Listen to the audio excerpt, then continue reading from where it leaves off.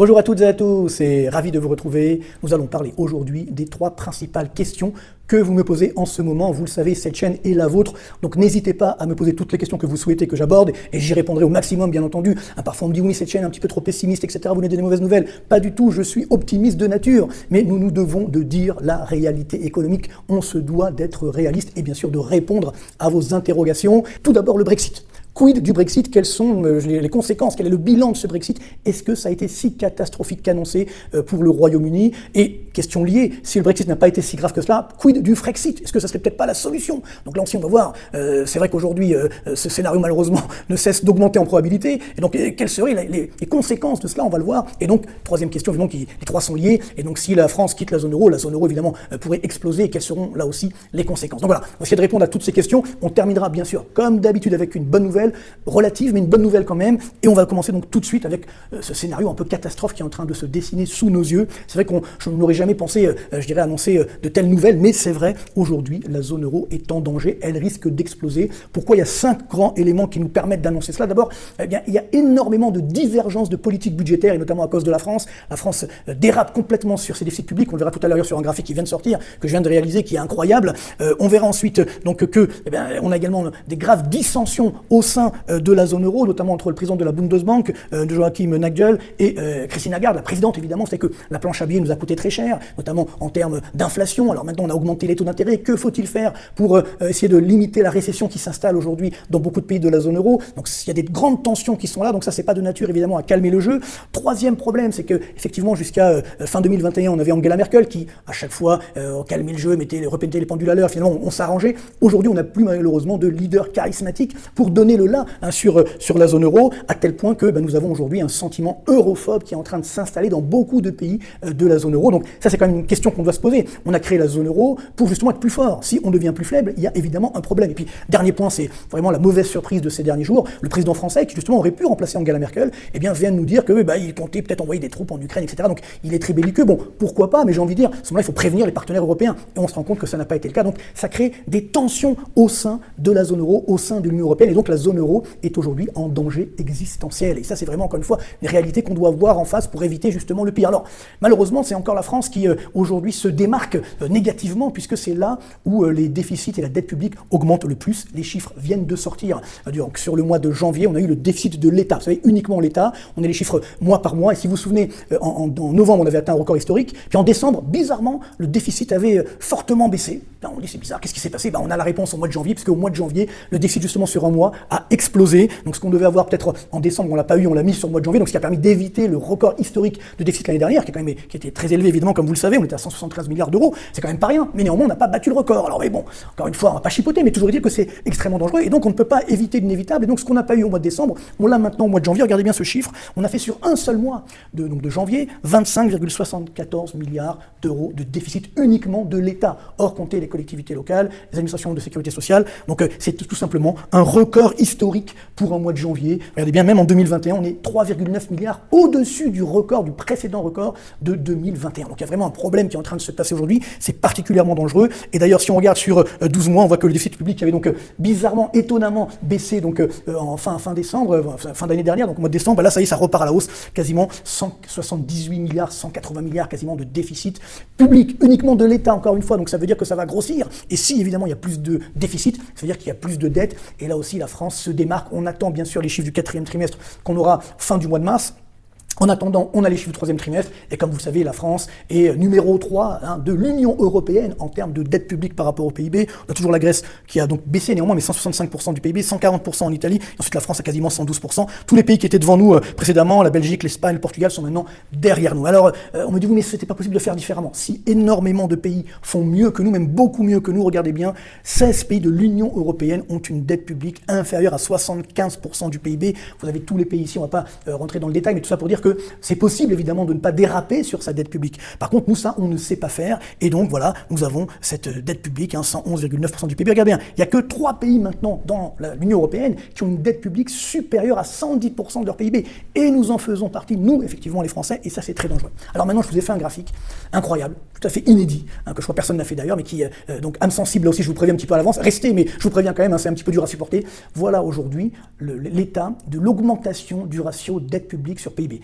depuis 2019. Parce que c'est vrai qu'on a eu le coronavirus, après, bon, etc. Donc on peut dire c'était un petit peu artificiel. Ok. Alors voyons maintenant depuis 2019. Attention, ça va vous choquer. Où est-ce que la dette publique a le plus baissé, où est-ce qu'elle a le plus augmenté par rapport au PIB? Parce que c'est ça le but aussi. La dette publique, si elle augmente et que le PIB augmente plus que la dette, pourquoi pas? Mais regardez bien ce ratio, donc dette publique sur PIB, ça va vous surprendre. Mais on y va. Allez, là où ça a effectivement baissé, regardez bien, c'est en Grèce où ça a le plus baissé, 21,8 points, donc finalement de moins. Donc où cette dette publique, ce ratio a baissé. Donc les Grecs ont fait des efforts. C'est ça qui est incroyable. Quel est le pays de la zone euro où la dette publique augmente le plus? Regardez bien, c'est la France, avec une dette publique qui augmente de 13,1 points de PIB. Vous voyez bien, on est devant l'Estonie, la Slovaquie, la Finlande, l'Espagne, etc. C'est en France que la dette publique a le plus augmenté. Nous sommes donc numéro 3 des dettes publiques par rapport au PIB de l'Union européenne et de la zone euro. Et dans la zone euro, nous sommes le pays où ça a le plus augmenté. Donc il y a vraiment un problème structurel qui est en train de s'implanter. Mais à la rigueur, si on avait une croissance forte, on pourrait dire au diable l'avarice. Et regardez bien, là aussi un graphique très triste malheureusement, parce que vous allez voir les pays de la zone euro avec l'augmentation du PIB en volume, ça veut dire hors inflation, donc le PIB réel comme on l'appelle, depuis 2019. Vous avez bien compris, le pays où la dette publique par rapport au PIB augmente le plus, c'est la France, et là où le PIB augmente le moins, alors heureusement c'est pas la France, mais regardez bien, on est dans le peloton de queue, il y a l'Autriche, l'Allemagne, la Finlande et la France. Voilà, donc c'est ça qui colle pas. Notre dette publique augmente énormément, mais le PIB, la richesse qu'on crée en France, n'augmente pas. Il y a d'autres pays, alors bien sûr, il y a l'Irlande, Malte, bon, certains pays où ça augmente beaucoup plus que nous, mais regardez, la Belgique, les Pays-Bas et autres. Et donc nous sommes la lanterne, une des lanternes rouges de cette croissance depuis 2019. Donc ça ne colle pas, ça ne peut plus durer. Et c'est ça qui est dangereux, qui crée des tensions au sein de la zone euro et qui pourrait même faire exploser la zone euro. Et d'ailleurs, si vous regardez ce graphique que je vous avais déjà montré il y a quelques semaines, mais comme il y a beaucoup de nouveaux abonnés, donc je le montre, eh bien, on le voit ici, avec donc cette dette publique qui flambe, regardez bien, depuis 2019, depuis début 2020, on va dire, 713 milliards d'euros d'augmentation de la dette publique, alors que le PIB en valeur augmentée de l'inflation n'augmentait que de 325 milliards d'euros. Donc voilà le problème, c'est qu'on a cette dette qui flambe et le PIB qui ne suit pas. Et donc c'est ça qui aujourd'hui est dangereux. Hein. Il y a quasiment 400 milliards d'euros qui ont disparu, on ne sait pas trop où ils sont. Et ça ne peut plus durer, sachant que ça crée encore une fois des tensions au sein de la zone euro. Et donc en plus, on n'a donc pas de croissance. Et justement aujourd'hui, viennent de sortir les chiffres de la production industrielle française, une forte baisse d'1%, donc sur le mois de janvier. Et regardez bien, je vous ai mis l'indicateur, vous savez, de la production industrielle, parce qu'on dit souvent, oui, ça y est, ça réindustrialise en France. Que nenni, j'ai envie de dire. Enfin, ils sont sérieux. Voilà le niveau de la production industrielle aujourd'hui. Nous parlons au mois de janvier 2024. Eh bien, regardez bien, par rapport à janvier 2008, c'est une baisse de 13,5%. Donc voilà la production industrielle qui avait bien augmenté dans les années 90, début 2000, et après, whop, ça s'est effondré. Et donc là, regardez bien le niveau que nous avons aujourd'hui. Évidemment, on ne parle pas de 2020, c'était particulier, c'était le corona, donc tout était fermé. On est sur un niveau similaire à ce qu'on avait en 1997. C'est-à-dire que le niveau de la production industrielle aujourd'hui est à peu près équivalent à celui qu'on avait mi-1997. Vous voyez l'ampleur des dégâts. Donc ça, c'est particulièrement dangereux.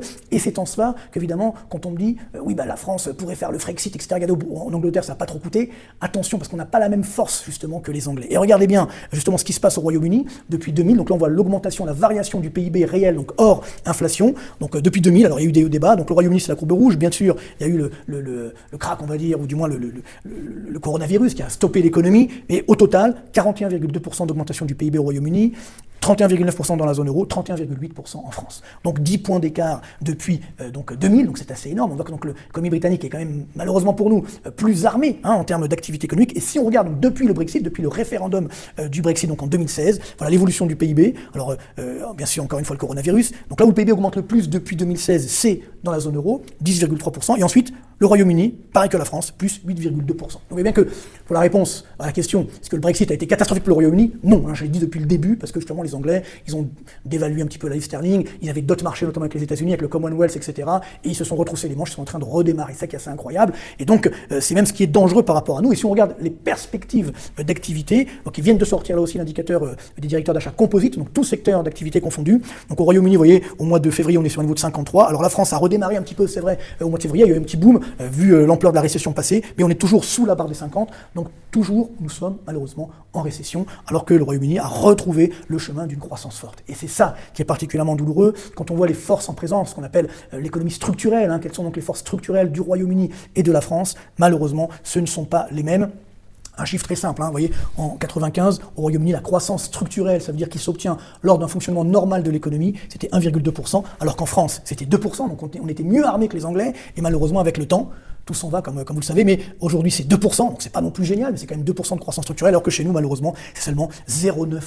Si on regarde le PIB par habitant, donc les Anglais étaient 17e mondiaux en 95, nous on était 12e, on était encore mieux que les Anglais. Aujourd'hui, les Anglais, eux aussi, ils ont baissé, ils sont 23e, et nous sommes 25e. Le taux de chômage, là aussi, les Anglais étaient à 8,5 en 95, bon, nous, on était à 10,2, aujourd'hui, on est à 7,4, eux, ils sont à 4, chiffre évidemment harmonisé, et puis surtout, dépenses publiques, les Anglais sont à 44% du PIB, nous, on est à 58% du PIB, et bien sûr, dette publique, on vient d'en parler. Les Anglais ont dérapé aussi, hein, vous voyez, la dette publique est montée à plus de 100% du PIB l'année dernière, ce qui était un niveau historique, jamais les Anglais sont passés au-dessus de 100% de dette publique par rapport au PIB, nous, on est habitués, j'ai envie de dire, hein, et regardez bien, on est maintenant donc à 112%, et ça risque malheureusement de se prolonger. Donc là, c'est la question sur le Frexit, parce que si évidemment, les Anglais ont pu digérer le Brexit, c'est parce que déjà, ils ont gardé la même monnaie, hein, le livre sterling, ils n'avaient pas l'euro, comme vous le savez, et donc c'était plus facile à gérer. Nous, s'il y a un Frexit, donc ça veut dire quitter effectivement la zone euro, il faut changer de monnaie, et là, c'est particulièrement compliqué. Alors, sachant qu'en plus, ça sera de toute façon une décision souveraine, donc il faudra faire un référendum ou autre, hein, on ne peut pas forcer un pays à quitter la zone euro. Donc voilà, je vous donne un petit peu les détails, comment ça se passe si jamais effectivement la France veut quitter la zone euro, donc il faudra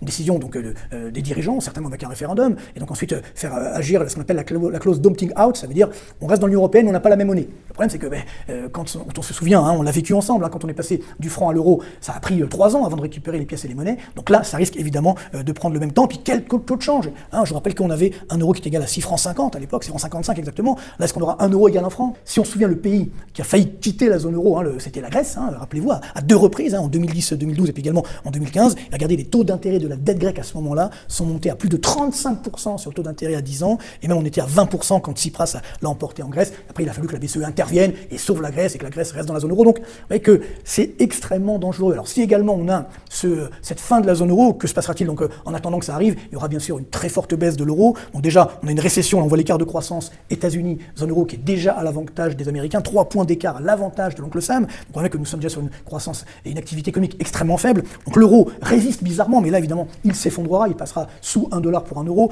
avant même que ça soit, je dirais, effectif et officiel. Donc, ça sera particulièrement dangereux. Donc si on fait cette petite conclusion, quid si la zone euro explose, ça peut être un choix politique, hein, bien entendu, mais il faut savoir qu'on aura une crise financière type 2008, mais puissance 20, sachant qu'on a déjà une dette publique qui est bien plus élevée qu'à l'époque, donc flambée des taux d'intérêt, effondrement des marchés boursiers, donc d'autant que nous avons une bulle boursière comme on l'évoquait la semaine dernière, donc une récession évidemment au niveau de la zone euro, au niveau mondial, et là après on aura 2 possibilités, soit effectivement on reprend nos anciennes monnaies, ce qui sera très compliqué comme je l'ai évoqué tout à l'heure, ou alors il y a une autre solution que moi j'avance depuis quelques années, qui serait peut-être de créer 2 zones euro. Une zone euro premium, on va dire, avec les pays qui respectent les règles, et c'est vrai que pour l'instant la France n'y est pas. Et puis une deuxième zone euro, on garderait finalement l'euro, mais un euro plus bas, pour nous permettre justement de rentrer dans la première zone, et à ce moment-là, ça nous permettra justement de faire les efforts qui s'imposent pour avoir une économie sérieuse. Hein, si on doit réduire la dette publique, c'est pas pour faire plaisir à Bruxelles, c'est pour nos enfants, pour nos petits-enfants, hein, je l'évoquais la semaine dernière, quand on a une dette, des charges d'intérêt de la dette de bientôt 75 milliards d'euros par an, c'est inacceptable, on ne peut pas faire payer ça, parce que c'est même pas nos enfants qui payons,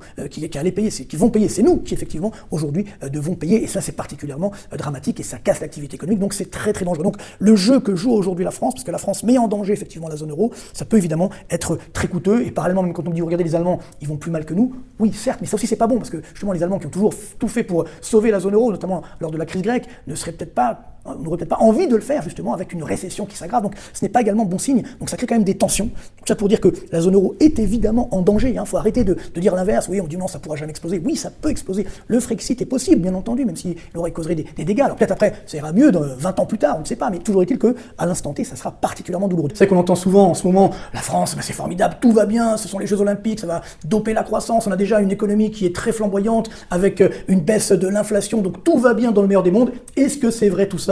Pas forcément, on va voir ça bien sûr dans le détail, en toute objectivité, d'où ce titre, France, zone euro, États-Unis, Royaume-Uni, qui perd, qui gagne, et il y aura des surprises avec des graphiques que je ne vous ai jamais montrés, assez incroyables, des chiffres notamment sur le PIB par habitant en France, son évolution par rapport notamment à la dette publique, c'est assez incroyable, donc je préfère vous prévenir un petit peu, mais c'est vrai que ça va être très intéressant de voir ça. On commence donc avec le programme qui est chargé, et notamment avec l'inflation française qui vient de sortir, donc sur le mois d'avril, c'est confirmé, les prix ont bien augmenté de 0,5%. 0,5% aux normes INSEE et 0,6% uniquement sur le mois d'avril, ce qui veut dire qu'au cours des 3 derniers mois, regardez bien, on a une augmentation de 1,8% des prix à la consommation. C'est vrai que c'est assez incroyable, on nous avait promis une baisse des prix, pas du tout, regardez bien cette courbe rouge, c'est en train d'augmenter très nettement. Alors bien sûr, l'inflation baisse, voilà, se stabilise, elle est à 2,4% aux normes européennes, 2,2% aux normes françaises. Alors je rappelle encore une fois que l'inflation, c'est la variation annuelle des prix. Donc on compare les prix du mois d'avril 2024 par rapport au mois d'avril 2023. Donc si mécaniquement les prix en avril 2024 augmentent moins vite qu'en avril 2023, eh bien le glissement annuel, donc la variation annuelle, a tendance à baisser. C'est ce qui fait cette anomalie apparente, hein, qu'on a donc un glissement annuel des prix, donc l'inflation qui baisse, mais les prix qui continuent d'augmenter. Simplement, ils augmentent moins, heureusement d'ailleurs, que par rapport à 2022 ou encore 2023. Mais comme on le sait, le problème c'est que eh bien, ces prix restent très élevés et par rapport à ce qu'on nous avait promis, entre guillemets, que ce soit les dirigeants français, les grands réseaux de distribution, les gens, ça y est, c'est bon, ça baisse partout, etc., ça va être formidable. Eh bien, ce n'est pas le cas. Excusez-moi l'expression, nous nous sommes fait bien arnaquer. Vous l'avez déjà d'ailleurs dit ici même, hein, mais ce ne fait que conforter notre point de vue. Et surtout, quand on voit le détail des chiffres de l'INSEE sur le mois d'avril, on va comprendre. Vous savez, je donne souvent l'image en disant, l'inflation, c'est comme la pâte dentifrice. Une fois qu'elle est sortie du tube, on ne peut pas la remettre. Eh bien, c'est exactement ce qui est en train de se passer, c'est-à-dire que l'inflation est en train de se généraliser. D'abord, on a eu bien sûr les biens énergétiques, les biens alimentaires, et là on va voir notamment les services, c'est assez incroyable. Voici aujourd'hui la cartographie de l'inflation française, là où les prix augmentent le plus en France. Le numéro 1, c'est toujours en biens alimentaires, c'est l'huile d'olive, 32,3%. Alors il y a des effets conjoncturels, mais tout de même, hein, quand on dit qu'il n'y a pas d'inflation, donc 32,3% d'inflation pour l'huile d'olive aujourd'hui, c'est le produit le plus d'inflation aujourd'hui en France. Après, regardez bien, oui, forfait touristique, est-ce qu'il y a un effet Jeux Olympiques? On ne sait pas, mais toujours est-il que ça augmente de plus de 20%. Électricité, là aussi, encore 19% d'augmentation. Et regardez bien, ça se généralise. Les services du courrier, bah tiens, je pensais que c'était pas cher structurellement, eh bien non, 11,2% d'augmentation. Services récréatifs et sportifs, peut-être aussi un effet Jeux Olympiques, vous voyez qu'il n'y a pas que des effets positifs. L'image, encore une fois, de l'inflation, elle est bien toujours là, et les prix ne baissent pas, ils continuent d'augmenter. Hein, je vous rappelle, encore une fois, si on va sur le graphique en arrière, regardez bien cette augmentation, donc depuis janvier 2021, plus 16,4%. Donc ce n'est pas rien, et si je regarde le détail des prix, notamment les biens alimentaires, bah là voilà, ça continue d'augmenter. Où est la baisse? Où est la baisse? Tant promise, encore une fois, elle n'est pas là, et donc ça continue d'augmenter, hein, quasiment 22% d'augmentation de janvier 2021 à avril 2024. Puis vous savez, on suit toujours la catégorie les fromages œufs, parce que c'est des biens essentiels, évidemment, à la vie, à la santé, à nos enfants, à nous tous, et nous toutes, bien entendu. Que voit-on? Ça continue d'augmenter, vous voyez, il y avait une toute petite baisse il y a quelques mois, puis là ça repart à la hausse. Donc encore une fois, on se moque de nous, hein, très clairement, 27,1% d'augmentation de janvier 2022 à avril 2024, en à peine 2 ans, c'est-à-dire autant qu'au cours des 23 années précédentes, et sur 31 ans, on avait une hausse de 30,7%. Vous voyez, il y a à peine 3 points d'écart. C'est complètement fou. Donc, encore une fois, aujourd'hui, on joue avec le feu. Hein. Les grands distributeurs vont devoir finir par baisser fortement les prix parce que le consommateur ne pourra pas, évidemment, acheter ses biens. D'autant que là aussi, un graphique très important, parce qu'on me dit oui, mais ça y est, les salaires augmentent, donc ça permet de compenser l'inflation. Oui, les salaires augmentent, hein, alors ça dépend pour qui, mais globalement, en moyenne, ils augmentent en France. Chiffres de l'INSEE qui viennent également de sortir ce matin. Vous voyez qu'on est vraiment dans l'actualité. Et voilà, c'est assez incroyable. Donc, on a l'augmentation du salaire horaire en moyenne. Encore une fois, c'est une moyenne. Donc, depuis 2021, on voit cette augmentation. On est sur 10,1% de hausse. C'est pas mal. Et attention, donc c'est beaucoup moins que l'inflation, 14,8%. Ce sont en données trimestrielles, hein, donc trimestre après trimestre. Et donc, c'est toujours évidemment la variation. Encore une fois, je reviens, 10,1% sur les salaires, 14,8% sur les prix et sur le bien de l'alimentation, 21,5% les biens du quotidien. Voilà pourquoi quand on va faire ses courses pour acheter les biens alimentaires, on se dit il y a un problème, parce qu'évidemment, les salaires n'augmentent pas à l'aune de l'explosion des prix à la consommation. Voilà la réalité de l'inflation aujourd'hui en France. Donc on a bien un problème, malgré les boucliers tarifaires, ce que vous voulez, etc., les promesses, eh bien, ça n'a pas été tenu. Il faut que, encore une fois, notamment, je dirais, les grands réseaux de distribution réduisent à la baisse leurs prix, sinon il y a un risque social et sociétal. Et quand on me dit qu'en France, c'est moins cher qu'ailleurs, là aussi, on va se comparer à 2 pays qui n'ont pas fait de bouclier tarifaire, notamment l'Espagne et la Belgique. Et ben voilà, depuis 2022, l'augmentation des prix en France, 12,7%. Chiffre encore une fois harmonisé par Eurostat, donc harmonisation européenne, et Espagne 12,1%, bon, c'est un peu moins quand même, et Belgique 11,8%. Donc voilà, aujourd'hui le problème c'est que nous avons effectivement cette inflation qui est aussi l'une des plus élevées malheureusement d'Europe, elle est chez nous, et sans vouloir casser l'ambiance, c'est vrai qu'on a une petite baisse des cours des matières premières depuis quelques jours, notamment on l'a vu sur certains biens alimentaires, type le cacao, bon le pétrole il se stabilise, mais si on voit tous les biens, donc ce qu'on appelle l'indice CRB des matières premières, vous voyez, ça baissote un petit peu, mais c'est toujours sur une hausse de quasiment 12% depuis le début de l'année, donc on reste bien sur des niveaux extrêmement élevé, c'est pas aussi élevé qu'en 2022, mais ça aussi, ce n'est pas encore dans notre assiette, entre guillemets, ce n'est pas encore sur les prix à la consommation, puisqu'il va y avoir l'augmentation des prix des matières premières, après les prix la production, après les distributions, etc., les distributeurs, et puis bien sûr les prix à la consommation. Donc malheureusement, l'inflation va rester élevée, au contraire de ce que veulent dire les dirigeants européens, les dirigeants du monde. Hein, ça fait déjà des mois qu'ils disent que ça va baisser, et bien ça ne baisse pas. Encore une fois, l'inflation baisse, mais les prix continuent d'augmenter. Et regardez bien aujourd'hui, il y a un autre problème, c'est que la Banque centrale européenne, qui a promis elle aussi de baisser son taux réfi le 6 juin prochain, elle va être bloquée parce qu'évidemment, vous voyez bien qu'on a une inflation qui se maintient au-dessus des 2% et qui va même peut-être repartir à la hausse au mois de mai dans la zone euro. Et donc on doit maintenir à 4,5% le taux réfi. Il va certainement baisser peut-être 2 fois à 25 centimes, mais ça restera élevé, donc ça ne permettra pas justement de faire baisser les taux des crédits, notamment sur l'immobilier, on en parlait la semaine dernière. Donc là aussi, malheureusement, cette inflation qui reste élevée, elle va limiter l'activité économique. Et justement, on va parler de cette croissance, puisque d'autres pays ont publié leurs chiffres de croissance, et notamment le Royaume-Uni. Là aussi, certains nous disaient, voyez, le Royaume-Uni, il y a une récession, c'est la catastrophe, etc. Eh bien, le Royaume-Uni est en train de se rattraper. Voilà les chiffres donc pour le premier trimestre 2024 sur la variation du PIB, bien sûr, hors inflation. Pour l'instant, on a toujours donc leader Portugal et Espagne. On a l'Irlande à plus 1,1, mais je l'ai pas mis parce que le trimestre précédent, ça avait baissé, donc c'est un petit peu particulier. Portugal, Espagne, plus 0,7. Royaume-Uni, donc c'est vrai que le Royaume-Uni sort de la récession, mais avec panache, 0,6% de croissance sur un seul trimestre. États-Unis, 0,4%. Zone euro, Italie, Belgique, 0,3%. France, Allemagne, 0,2%. Vous voyez qu'il n'y a pas de quoi s'enorgueillir. Croissance française, il y a un petit peu de croissance, mais elle reste extrêmement faible et l'une des plus faibles de la zone euro. Et si justement on se compare sur plus longue période, notamment par rapport à nos amis allemands et anglais. Alors la bonne nouvelle, c'est qu'on fait mieux que les Allemands. Hein. Si on regarde la variation du PIB depuis 2015, évidemment toujours hors inflation. Donc nous, les Français, on a fait 9,9% de hausse, c'est la courbe bleue ici. Les Allemands ont fait 9%, mais les Anglais, les Royaumes-Unis, plus 11%. Donc vous comprenez bien que malgré le Brexit, finalement, eh bien on n'a pas eu cette situation cataclysmique que certains annoncé pour le Royaume-Uni. Par contre, nous, on fait moins de croissance qu'outre-Manche. Et si on regarde sur longue période, alors là, mauvaise surprise, hein, les chiffres du FMI notamment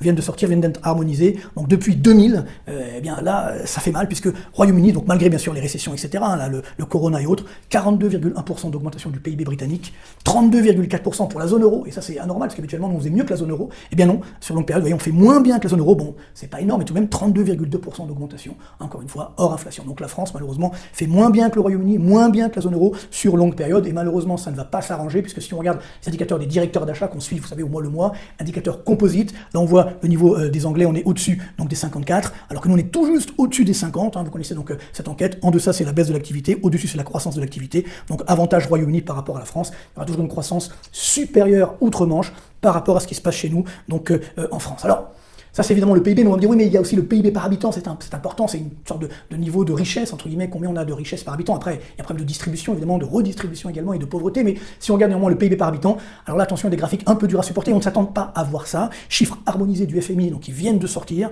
c'est assez incroyable. Donc on a ici le PIB par habitant en dollars, donc après on verra, je dirais, en dollars de parité de pouvoir d'achat, mais d'abord en dollars courants. Alors ce qui compte, c'est surtout la variation et le niveau. Vous voyez que en 2009, eh bien la France, donc la France, c'est la courbe bleu foncé, nous étions devant l'Allemagne, devant le Royaume-Uni, devant le Canada. Évidemment, je mets le Canada, parce que nos amis canadiens nous regardent, il fait partie également du G7. Donc vous voyez, on était devant tout le monde finalement en 2009. Et puis après, avec le temps, tout s'en va, comme diront. Alors bon, il y avait bien sûr les États-Unis devant, on va y revenir, mais toujours est-il que nous étions devant les trois autres pays. Et malheureusement, vous voyez, avec le temps, nous sommes devenus derniers. C'est-à-dire qu'aujourd'hui, on est sur un niveau à peine plus de 45 000 $ par habitant. On verra tout à l'heure en euros, mais néanmoins, nous sommes derrière le Royaume-Uni, derrière l'Allemagne, derrière le Canada, évidemment très très loin des États-Unis. Mais regardez bien le comparatif France-États-Unis. Donc en 2009, les Américains étaient 9% au-dessus de nous en termes de PIB par habitant. Bon. Aujourd'hui, ils sont 78% au-dessus de nous, donc de plus en termes de PIB par habitant par rapport à la France. Vous vous rendez compte ?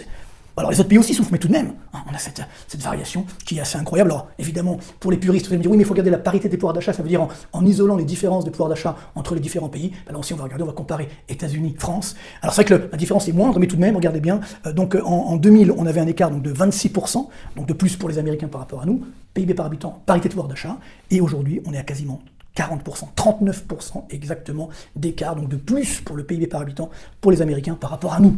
Donc évidemment, les Américains ont le dollar, etc. Mais tout de même, nous sommes bien appauvris par rapport au reste du monde, et ça c'est un vrai problème, c'est une vraie difficulté parce que nous n'avons pas modernisé l'économie française. Alors justement, si on regarde maintenant notre positionnement par rapport au niveau mondial, je vous ai mis donc le PIB par habitant. Donc chiffres du FMI qui viennent d'être mis à jour, donc pour 2023. Pour l'instant, numéro 1, ça reste Luxembourg. Alors évidemment, bon, un paradis fiscal comme on le sait. L'Irlande également, un paradis fiscal pour les entreprises. La Suisse ensuite arrive en troisième position. Bon là, c'est évidemment le secret bancaire, etc. Plus un petit paradis fiscal. Bon, en fait, C'est quoi un paradis fiscal? Il y a des paradis fiscaux parce qu'il y a des enfers fiscaux. Donc comme nous, en France, on est numéro 1 du monde de la fiscalité, tous les autres pays par rapport à nous sont des paradis fiscaux, si vous voulez. Donc c'est pas compliqué. Mais donc voilà, toujours est-il que donc Luxembourg, Irlande, Suisse. Numéro 6, les États-Unis, ils ont gagné une place par rapport à la précédente estimation. Nos amis belges qui nous regardent, je les salue, 17e. Donc vous avez à côté les chiffres en dollars, bien entendu, par habitant. Le Canada, 18e. L'Allemagne, 19e. Royaume-Uni, 23e. Où est la France? Mais voilà, nous sommes 25e. Si on regarde ces évolutions par rapport à 90, donc là on a le classement 2023, où étions-nous en 90? Et c'est là où évidemment ça va nous faire de la peine, notamment à nous les Français. Donc si je regarde Luxembourg, bon ils étaient 2e en 90, ils n'ont pas tellement bougé. L'Irlande était 23e. Alors là par contre, on voit le progrès réalisé notamment grâce à la baisse de l'impôt sur les sociétés, on peut le comprendre. La Suisse était première, donc elle passait 3e. Et les Américains étaient 10e, ils ont amélioré leur positionnement, ils sont devenus 6e. Donc là aussi, on a un problème d'activité économique par rapport aux États-Unis, où eux, finalement, malgré que ce soit un pays développé, ils arrivent à gagner des places. Même la Belgique, donc était 19e, a gagné 2 places. Le Canada, il a perdu quelques places, 4 places, 14e, 18e. Allemagne, 18e, 19e, quasiment la même place. Le Royaume-Uni était 15e, donc il a perdu du terrain, 23e. Et surtout, regardez bien, la France, nous étions 11e du monde en termes de PIB par habitant. En 1990, nous sommes aujourd'hui 25e. Donc là, en termes de classement, puisqu'on est bientôt aux Jeux Olympiques, donc ce qui veut bien dire que la France, malheureusement, a perdu du terrain. Alors maintenant, attention. Là, je vous ai fait des calculs avec l'aide du FMI. J'ai pris les chiffres du FMI tout simplement parce que c'est des chiffres officiels et sur lesquels on peut comparer. J'ai également pris les chiffres de l'INSEE et on va voir l'évolution, justement, de la France en termes de dette publique parce que cette dégradation, finalement, s'est faite malgré l'explosion de la dette publique. Alors, regardez bien. De 2007 à 2023. Pourquoi 2007? Parce que c'était l'année de la rupture, comme on nous l'avait annoncé. On a dit tout va changer et on voit que ça n'a pas tellement changé. Après, évidemment, il y a eu donc 2 crises, 2008, 2020 et malheureusement, la situation a empiré. Regardez bien. Dette publique française, donc comme vous le savez, on est à 3101,2 milliards d'euros fin 2023, une augmentation donc de quasiment 160%. Maintenant, la dette publique par habitant, on n'en parle pas assez, mais ça c'est important, 124,5% d'augmentation. Nous avons aujourd'hui tous 45 510 euros de dette publique par Français. Ce n'est évidemment pas rien. Et parallèlement, dette publique par rapport au PIB, 46 points d'augmentation. On est donc à 110,6, ça a un peu baissé, mais ça va repartir à la hausse. Et le problème, c'est quoi? C'est que malgré tout ça, malgré cette gabegie de dette publique, cette explosion de dette publique, voilà la variation du PIB en valeur. Donc PIB, ça veut dire la richesse qu'on crée, augmentée de l'inflation. Seulement 44,4%, 2803 milliards d'euros en 2023, seulement 44%. 160, 44,4. Et alors PIB par habitant, c'est encore pire, en valeur là aussi, augmenté de l'inflation. 35,4, regardez bien les comparatifs. Dette publique par habitant augmente de 124,5%, et mon PIB par habitant de seulement 35,4%, 42 531 euros, chiffre du FMI et chiffre d'Eurostat qui sont validés, même par l'INSEE, donc j'ai vraiment fait des vérifications. C'est assez incroyable. On ne peut pas accepter ça. Donc il y a bien un problème de fonctionnement structurel de notre économie. J'ai souvent annoncé les mesures, bien sûr, dans d'autres vidéos. Je ne reviens pas pour sauver évidemment la France. Mais comme on ne les prend pas, ces mesures, évidemment, ça empire d'année en année. Et si on se compare à nos amis allemands, voilà les mêmes chiffres. La France, l'Allemagne. J'ai fait bleu, blanc, rouge quand même, parce que bon, il faut se réconforter comme on peut. Dette publique, donc 160% pour la France, Allemagne, 65,2% d'augmentation. Vous voyez la différence, hein, il y a quasiment 100 points d'écart, c'est quelque chose de fou, si vous voulez. Hein. Dette publique par habitant, 124, les Allemands, 58,3. Et ça change, hein. On a plus de 45 500 euros, les Allemands, 31 300 euros de dette publique par habitant. Et oui, ça fait mal. Dette publique pour PIB, nous, plus 46 points, les Allemands, tenez-vous bien, moins 2,5 points. Ils ont moins de dette publique par rapport au PIB aujourd'hui qu'en 2007. Et si on regarde la variation du PIB en valeur, voilà le problème. C'est que nous, on a fait 44,4, les Allemands ont fait 64,9, 20 points d'écart. Voilà le problème, c'est qu'à la rigueur, vous voyez, leur PIB a augmenté autant que leur dette, donc ça passe. Mais nous, ça ne passe plus, ce n'est pas supportable, bien entendu. PIB par habitant, 35,4% d'augmentation en France, 58% en Allemagne. Donc on voit bien le problème que nous avons, c'est-à-dire qu'on n'arrive plus à avoir une économie féconde en création de richesse. Et parallèlement, évidemment, on a fait cette erreur stratégique de désindustrialisation. Alors on me dit maintenant on va réindustrialiser. Moi je veux bien, mais comme montrent les chiffres, parce que quand je vois le niveau de la production industrielle, là aussi chiffres de l'INSEE qui viennent de sortir, pour le mois de mars donc 2023, regardez bien, nous sommes sur une baisse de 8,5% par rapport au niveau de 2019, donc avant la pandémie. On n'a rien rattrapé. Alors évidemment, on enlève ça c'était quand on a arrêté de vivre, entre guillemets, mais vous voyez bien que 8,5% de réduction, 14% par rapport au niveau de 2018, de moins 14% de moins. C'est tellement énorme qu'on se trompe sur les chiffres. Oui, 14% de moins le niveau de la production industrielle aujourd'hui française par rapport à 2008. Et on a le niveau qu'on avait, regardez bien, en 1997. Donc on a bien un problème technique, si vous voulez, il faut arrêter. C'est pas faire du French bashing que de dire ça, c'est simplement la réalité, le réalisme.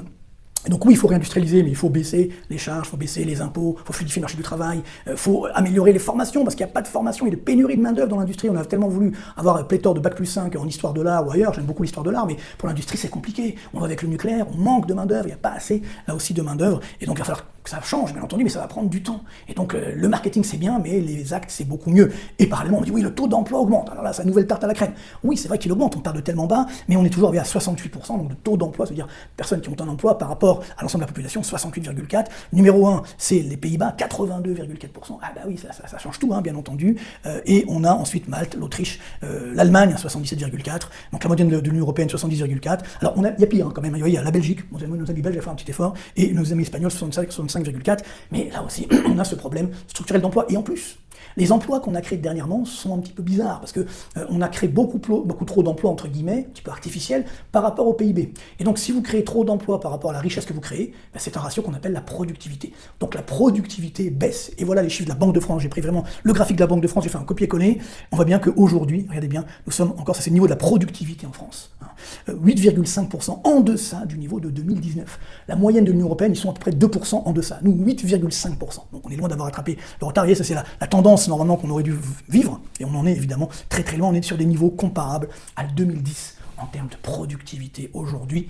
Et ça veut dire la richesse qu'on crée par emploi. Donc on crée des emplois, mais un petit peu artificiellement. Et donc ça n'améliore pas la productivité. Et si la productivité baisse, ça veut dire que l'inflation, évidemment, va encore augmenter. Et la boucle est bouclée.